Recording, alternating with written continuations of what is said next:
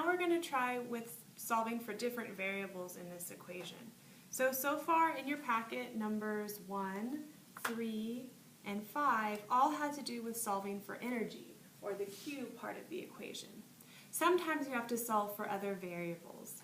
When you're solving for these variables, you also need to make sure that all of your units are consistent so that they will cancel out correctly. So let's try with doing in your packet number 6 together. So let's review first what each of these variables mean. In your head, can you say them? What Q, C, M, and delta T mean?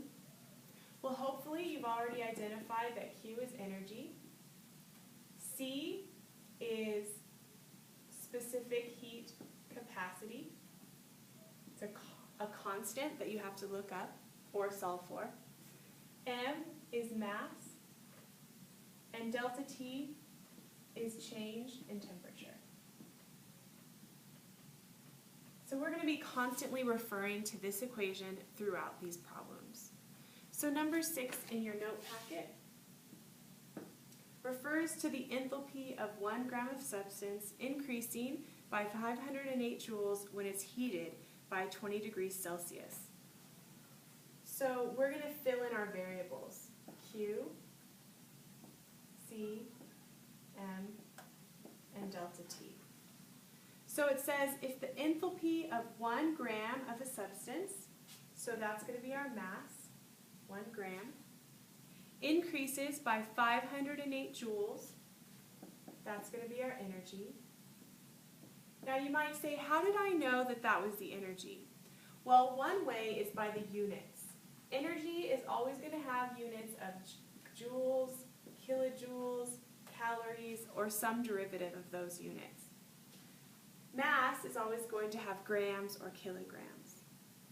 And finally, it asks it says it's heated by 20 degrees Celsius. So that's going to be the change in temperature. And finally, it asks what is its specific heat capacity. So as long as we're only missing one of those variables, we can easily solve for this value. So we're going to check all of our units. We have an energy unit, a mass unit, and a temperature unit. And we're going to be solving for C. So we're going to use our equation. 508 joules equals C, because that's what we need to find out, times 1 gram times 20 degrees Celsius. So we need to rearrange this equation so that C is by itself. So we will divide both sides of the equation by 1 gram and 20 degrees Celsius. If it's easier for you to multiply this first and then divide, that's fine as well.